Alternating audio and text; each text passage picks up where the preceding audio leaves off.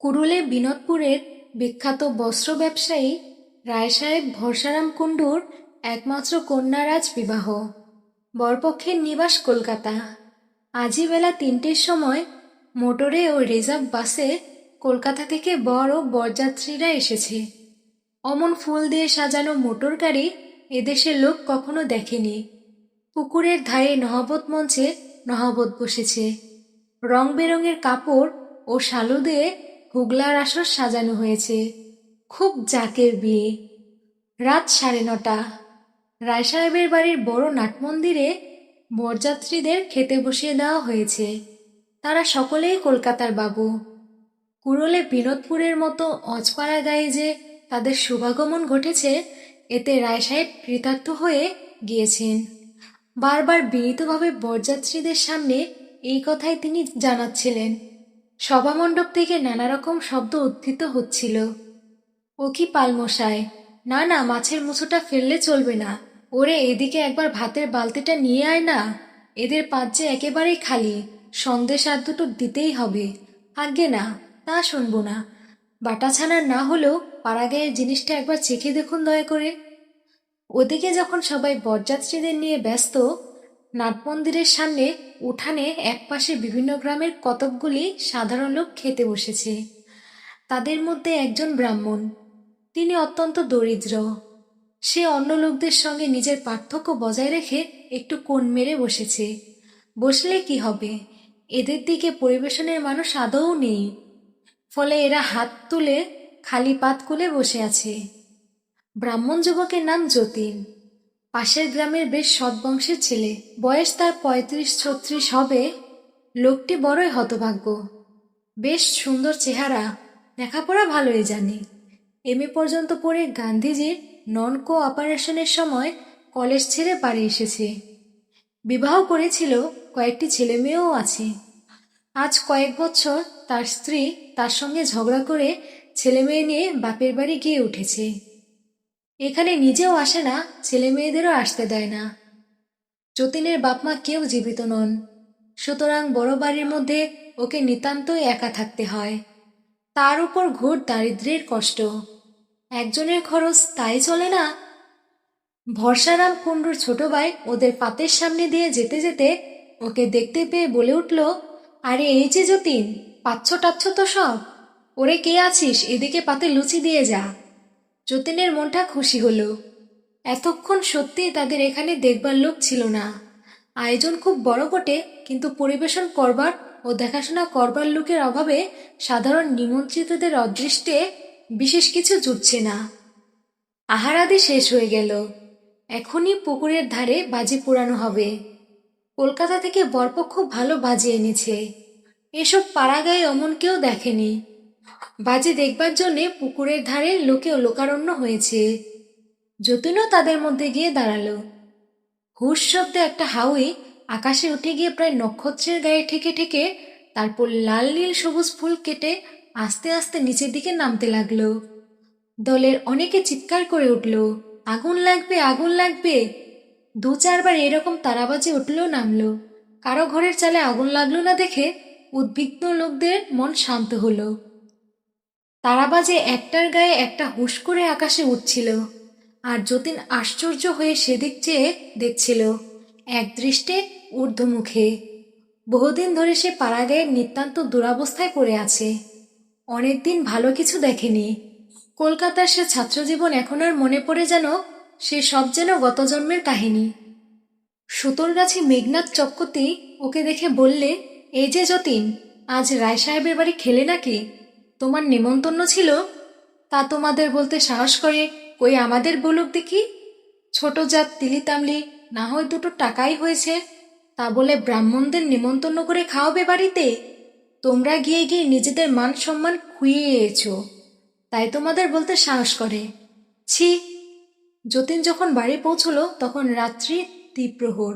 বাঁশবনের মধ্যে সুরিপথ পেরিয়ে ওর পৈতৃক আমলের কোঠা। অনেকগুলো ঘরদোর, বাইরের চণ্ডীমণ্ডপ, তবে এখন সবই শ্রীহীন। একটা ধানের বড় গোলা ছিল, অর্থকষ্টে পড়ে গত মাঘ মাসে সে 7.5 টাকায় গোলাটা বিক্রি করে ফেলেছে।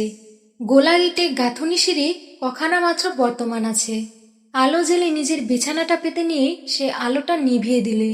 তেলের পয়সা জুটে কোথা থেকে যে আলো জ্বালিয়ে রাখবে?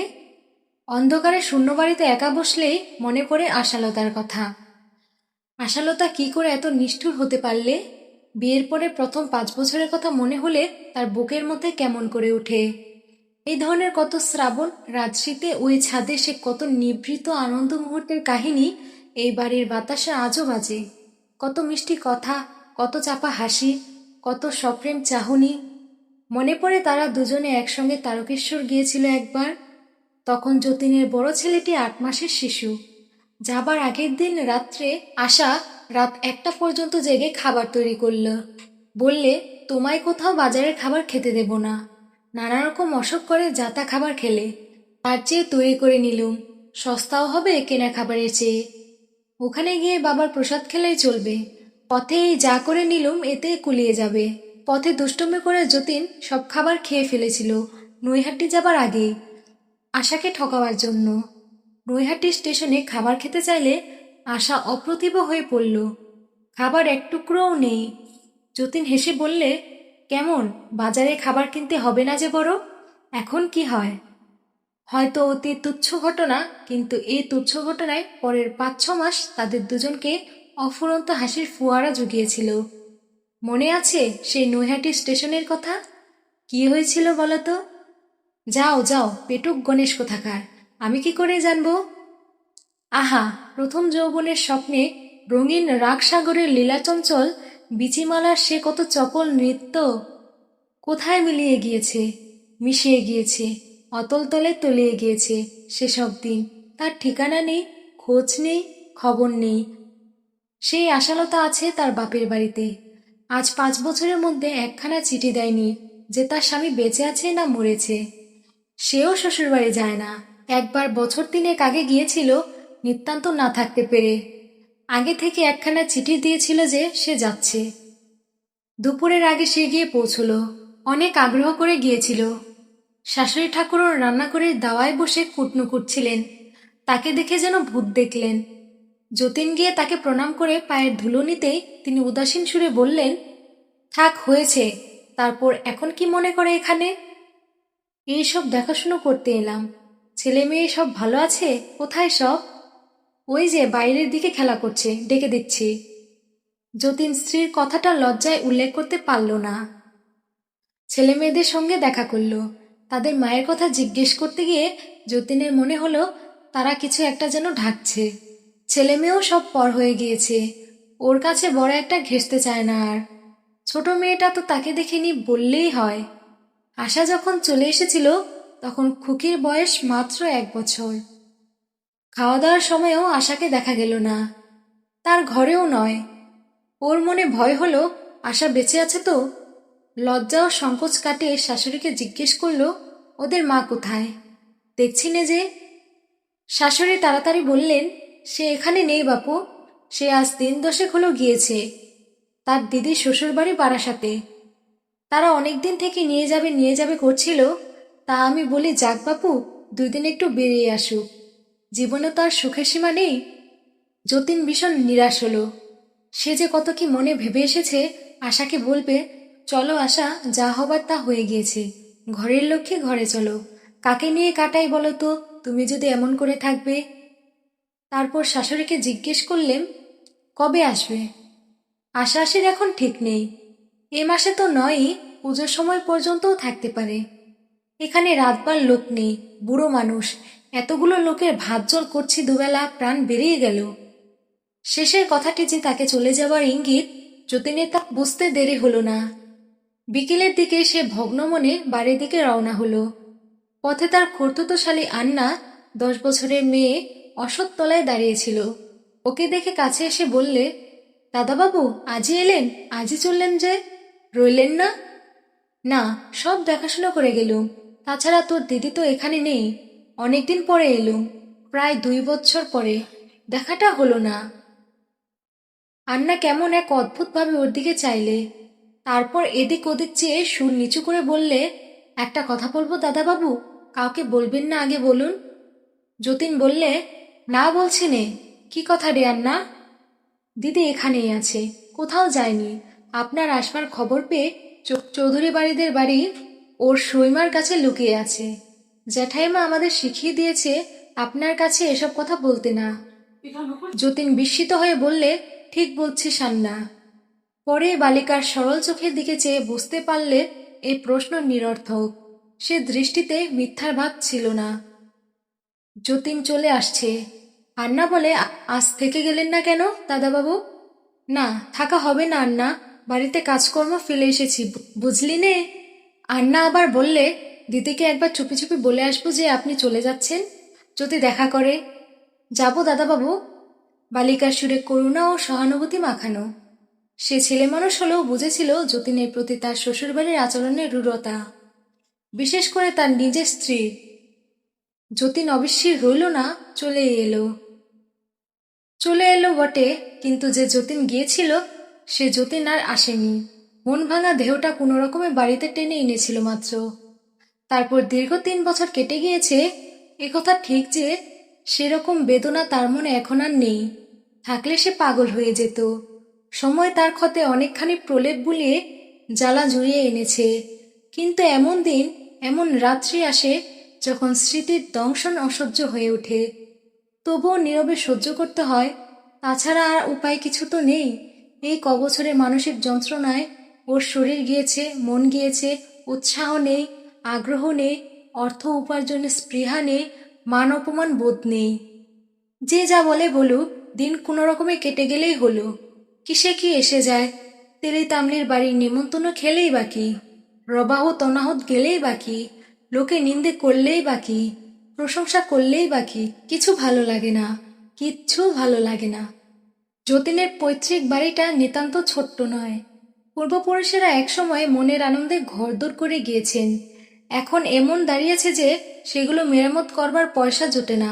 পূর্ব দিকের আশেটা কাঁঠালের ডাল পরে জখম হয়ে গিয়েছে, বছর 2 হলো। মিস্ত্রি লাগানোর খরচ হাতে আসেনি বলে তেমনি অবস্থাতেই পড়ে রয়েছে। গত 30 বছরের কত পদচিহ্ন এই বাড়ির উঠোনে। বাবা মা, বউ দিদি, মেজ দিদি, পিসিমা, 2 ছোট ভাই, আশা, খোকা খুকিরা কত ভালোবাসতো সবাই। সব স্বপ্ন হয়ে গেল, কেউ নেই আজ। সে শিক্ষিত বলে আগে গ্রামের লোক তাকে খুব মেনে চলত। এখন তারা দেখেছে যে শিক্ষিত হয়েও তার 1 পয়সা উপার্জন করার শক্তি নেই। এতে এখন সবাই তাকে ঘৃণা করে, তার নামে যা তা বলে। আশা যখন প্রথম প্রথম বাপের বাড়ি গিয়েছিল, তখন লজ্জা ও অপমান ঢাকবার জন্যে যতীন গায়ে সকলের কাছে বলে বেড়াতো, শাশুড়ি ঠাকুরনের হাতে অনেক টাকা আছে, কোন দিন মরে যাবেন, বয়স তো হয়েছে। এদিকে বড় মেয়ে প্রায় মার কাছে থাকে, আছে টাকা সবটাই বেহাত হয়ে যায়। তাই ও বললে, দেখো এই সময়টা কিছুদিন মার কাছে গিয়ে থাকি গে, নইলে কিছু পাবো না। এই কৈফিয়ত প্রথম প্রথম খুব কার্যকরী হয়েছিল বটে। তারপর বছরের পর বছর কেটে গেল। এখন লোকে নানা রকম ব্যঙ্গ বিদ্রূপ করে। কেউ বলে, অনেকদিন হয়ে গেল, এবার গিয়ে বউকে নিয়ে এসো গে যতীন, শাশুড়ির টাকার মায়া ছেড়ে দাও, বুড়ি সহজে মরবে না। পিছনে কেউ বলে, এই মোটর গাড়ির শব্দ উঠে দেখো না। যতীনের বউ টাকার পুটুলি নিয়ে মোটর থেকে নেমে বলবে, এই নাও 5,000 টাকা, তোমার টাকা তুমি রাখো, কি করবে করো, আমি খালাস হইতো আগে, এই ধরো পুটুলি। তাছাড়া আরো কত রকমের কথা বলে, সে সব এখানে ব্যক্ত করবার নয়। এই সমস্ত ব্যঙ্গ অপমান যতীনকে বেমালুম হজম করে ফেলতে হয়। সয়ে গিয়েছে, আর লাগে না। মাঝে মাঝে কষ্ট হয় মানুষের নিষ্ঠুরতা বর্বরতা দেখে। একটা সহানুভূতির কথা কেউ বলে না। কেউ এতটুকু দরদ দেখায় নাকি মেয়ে কি পুরুষ। সংসার যে কি ভয়ানক জায়গা, দুঃখে কষ্টে না পড়লে বোঝা যায় না। দুঃখীকে কেউ দয়া করে না, সবাই ঘৃণা করে। মানুষ হয়ে মানুষকে এত কষ্ট দিতে পারত না যদি একটু ভেবে দেখত। কিন্তু অধিকাংশ মানুষের চিন্তার বালাই নেই তো। এসব ভেবে কষ্ট হয় বটে, কিন্তু এসব সে গায়ে মাখে না। গা সওয়া হয়ে গিয়েছে মানুষের নিষ্ঠুরতা, মানুষের অপমান। এরপরেও সে লোকের বাড়িতে ভাত চেয়ে খায়। কোনোদিন লোকে দেয়, কোনোদিন দেয় না, বলে বাড়িতে অসুখ, রাতবার লোক নেই, বড়ই লজ্জিত হলাম ভাই ইত্যাদি।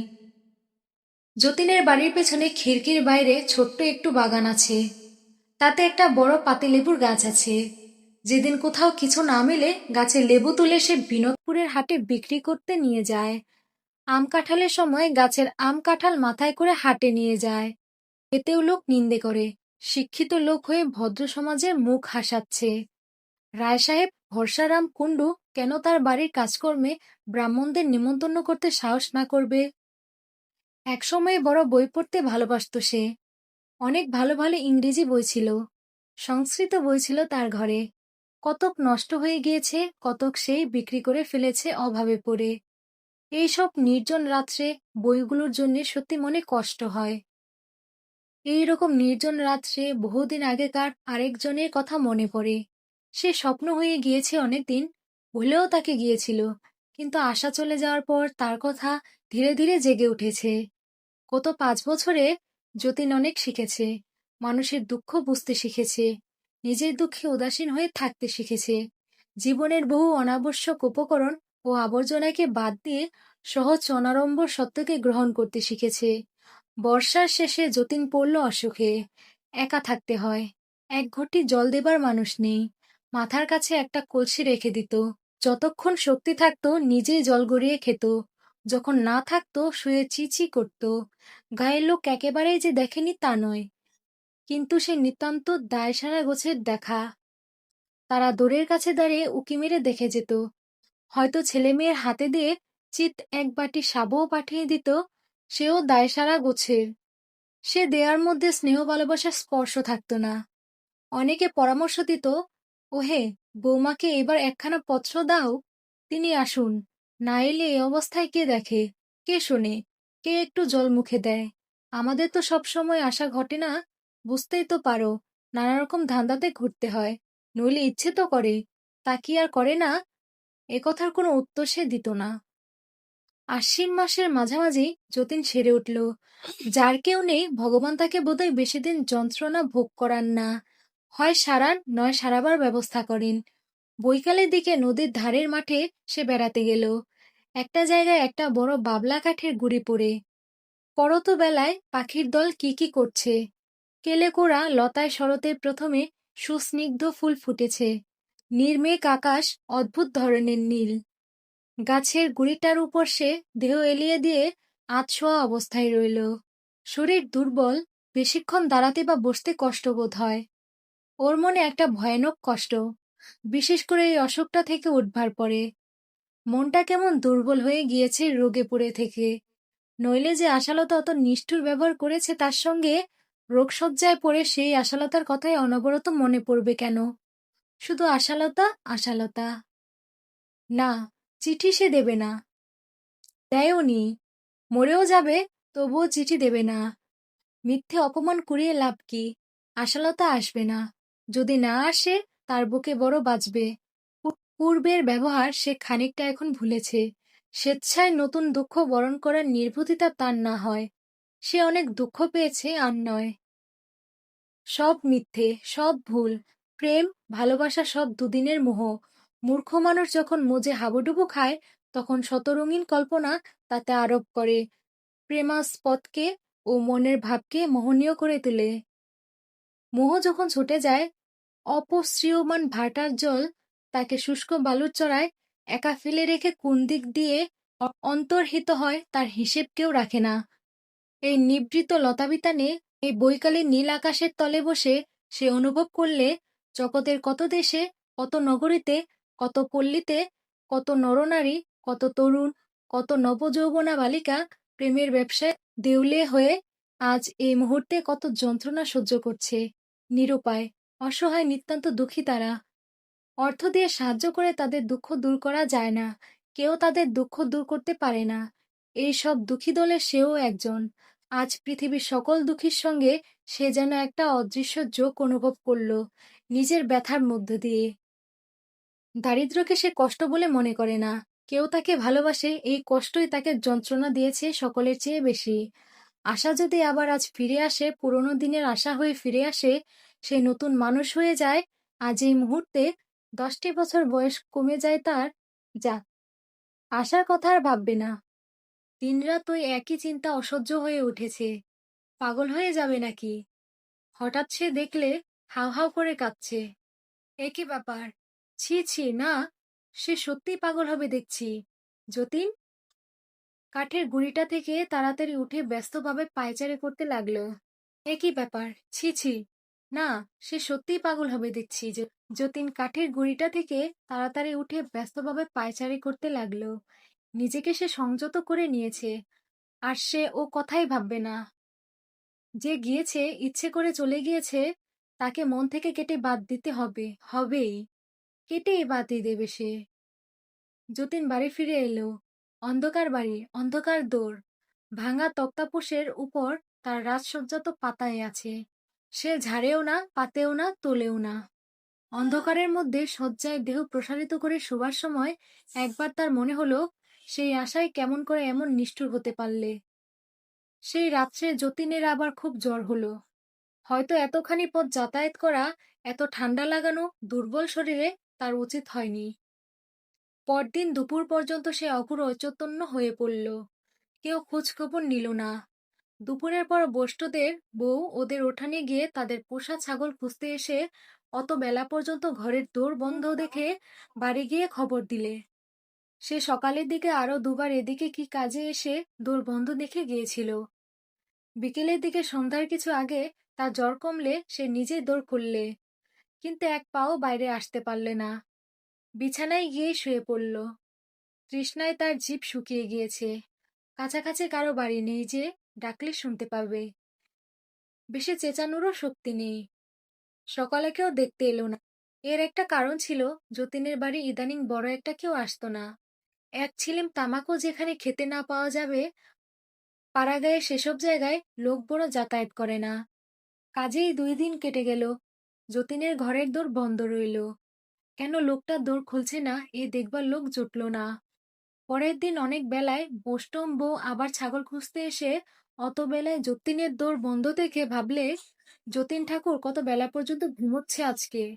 বেলা 10টা বাজে, এখনো সারা শব্দ নেই। বেলা 12টার সময় একবার কি ভেবে আবার এসে দেখলে তখনও দোর বন্ধ। ব্যাপারটা সে বুঝতে পারলে না। পাড়ার মধ্যে খবরটা বললে। পাড়ার 2-4টা সন্ডাগন্ডা গোছের যুবক এসে ডাকাডাকি করতে লাগলো। ও যতীনদা, এত বেলায় ঘুম কি? দোর খুলুন। ও যতীনদা। কেউ সাড়া দিলে না। আরো লোকজন জড়ো হলো দোর খোলার জন্য। কেউ সাড়া দিলে না। আরো লোকজন জড়ো হলো, দোর ভাঙা হলো।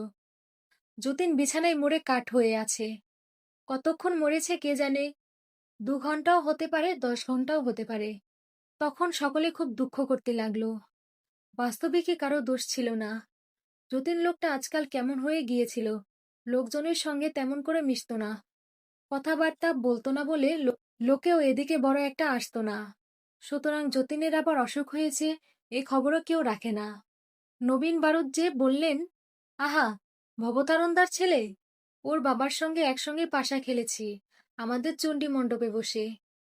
লোকটা বেঘরে মারা গেল, তাই কি আমি জানি ছাই যে এমনি একটা অসুখ হয়েছে? আমার স্ত্রী আর আমি এসে রাত জাগতাম, আর সে বউটিরই বা কি আক্কেল? 6 বছরের মধ্যে একবার চোখের দেখা দেখলে না গা, হ্যাঁ? সকলে এক বাক্যে যতীনের বউয়ের উদ্দেশ্যে বহু গালাগালি করলে। যতীনের মৃতদেহ যখন শ্মশানে সৎকারের জন্য নিয়ে যাওয়া হলো, তখন বেলা 2টোরও কম নয়।